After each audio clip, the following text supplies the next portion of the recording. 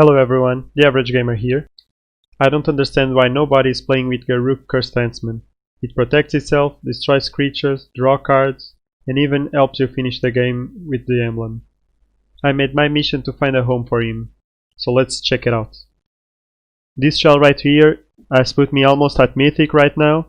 It's a Yorion deck, full of interaction, ramp, and ways to finish up the game.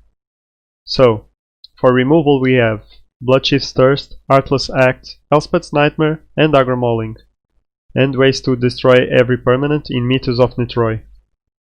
For ramp, we have Lotus Cobra and Llanowar Visionary, and lots of enchantments to bounce or sacrifice to Doom Foretold. Birth of Meletis, Omen of the Sun, Elspeth's Nightmare. We usually finish up the game with some leftover creatures after all the grinding, or with Garruk or Yugin. If everything else fails, we also have Emiria's Call. For the sideboard, we have Giant Killer to help us take care of big creatures, and especially Garruk Ashbringer. We have the rest for the control matchup, Soul Guide Lantern for the Rakdos matchup. Necromantia is a sweet one, also for the Rakdos matchup. You name Kroxa, and they don't do anything anymore. Lovestruck Beast for the mono greens, Arshan Sun Grace to gain some life versus some aggro decks, Shadow of the Sky if you need more board wipes, Craig's Plate Ballot versus Control and other Yorion decks, and Eliad's Intervention, again versus the Great Henge. And that's it for the die tech. Let's go into some games. But before that happens, please leave a like, subscribe, and comment with some suggestions or decks you want to see in the next video. Okay, we have our first opponent, let's see. We play first. It's a good hand. We have 2 lands, no green, but we have ways to scry and ways to draw extra cards, so I think it's fine. We'll probably play the Tome first, so we can scry at the end of the turn and then at the beginning of the upkeep and try to find the green source we need.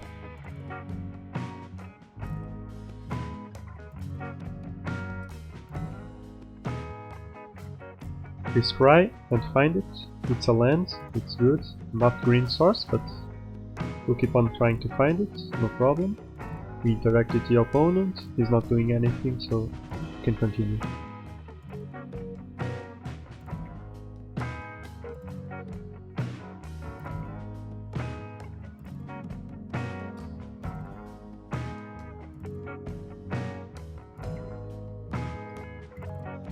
Here I scry and I see a green source, but it's a tapped one, so I'm not very happy with it. I can scry again and try to find another one, so I think it's better. Maybe I should have kept that, but we still have a draw, so we have a lot of cards to see and we managed to find it, so now it's gonna be a piece of cake. We just have to play Yasharn, he gets us 2 more lands, we will not fail land drops anymore, and we can just do Elspeth's Conquerors and blink it and draw again, everything.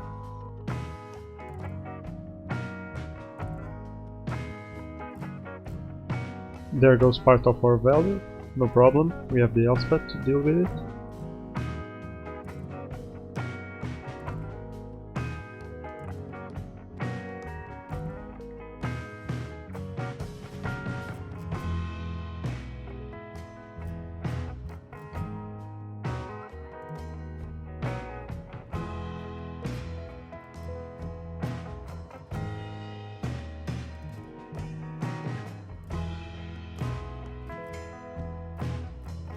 You can see we already have so much more value than our opponents. If this Elspeth goes to the 3rd chapter, we get Yasharn back.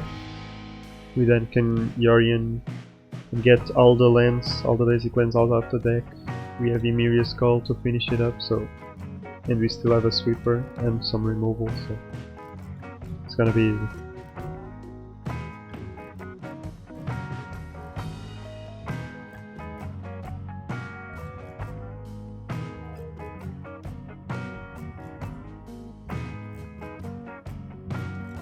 We play the call and our opponent still is not doing anything, so I think he realizes it and we go to the game 2. It's that easy, guys. As for the sideboards, we just put Archon, Lovestruck Beasts and Giant Killers, and we take out the Lithoform Blight, one Llanowar Visionary and the Oozes. We don't really need the Ooze, it's just there to eat the graveyard, and in this matchup it does nothing, so here we go, game 2. And this hand is just too slow, we can't afford to not interact or play anything for 5 turns. This one is much better, but yeah, we'll keep it.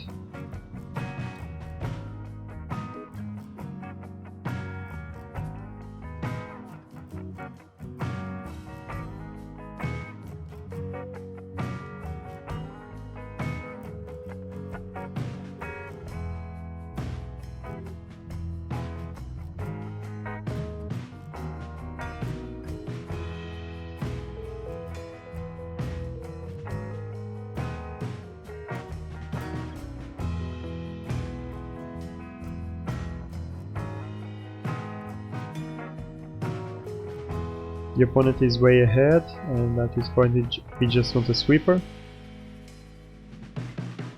Archon is good, but we need some enchantments to go with it, and we don't have any.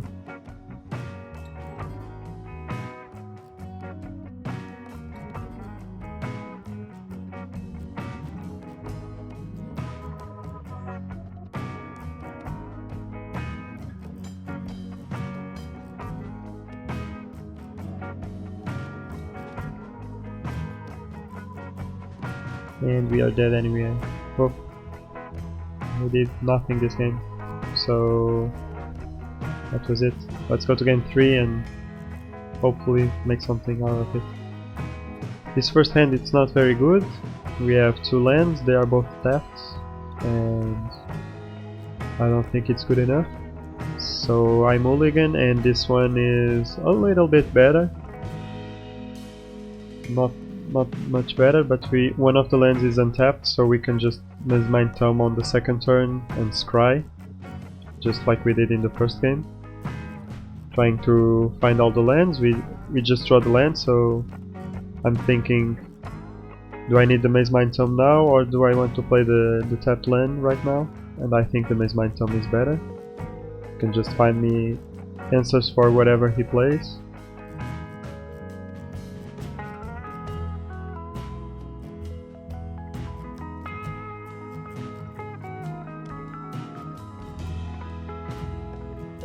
The game goes on, he takes out my only threat, but now I have a handful of removal, and whatever he plays I kill. And if he doesn't play anything, I'll just continue drawing cards.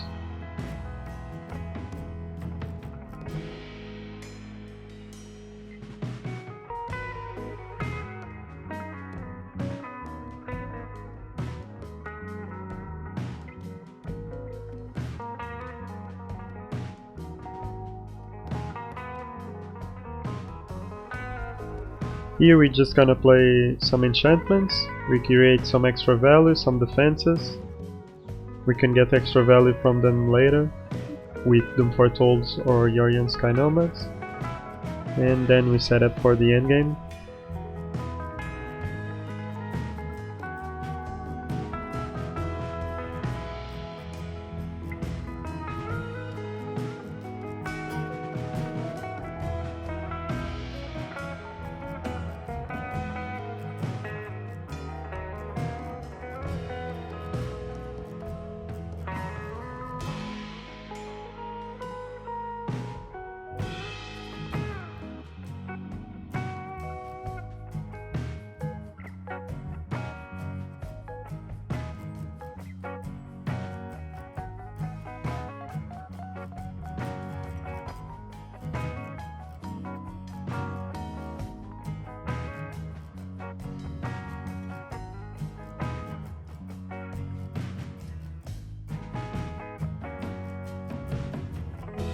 Usually we want to bounce the Mind Tome when he has 3 counters, but here I think I need the card draw and I don't really need the extra value from Yorion.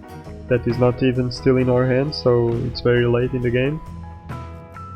So I just sacrificed the tome.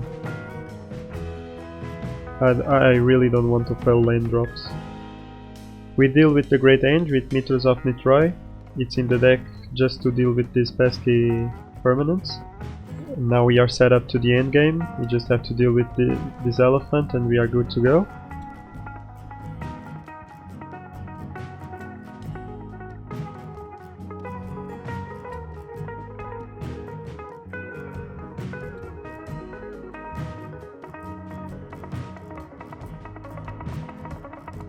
But now he takes my man Garruk, and now I'm mad. Now I have to win with either Yorion flying or Yugin, probably Yugin, but I need to not fail land drops if I want to get him on time.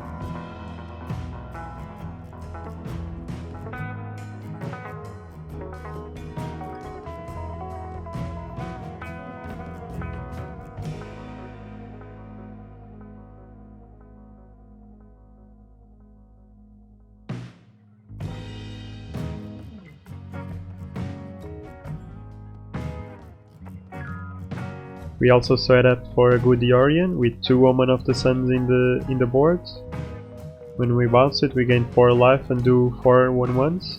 That's a lot of value. Our opponent can see our hand so he knows what's coming and he has to deal with them. I think this Elspeth Conquers Death is the nail on the coffin. He can't play big creatures or big permanents because he knows I can blink the Elspeth again. He can see our hand, so he knows what's coming. Sooner or later, Ugin is going to enter the board too. I don't know how can he deal with it.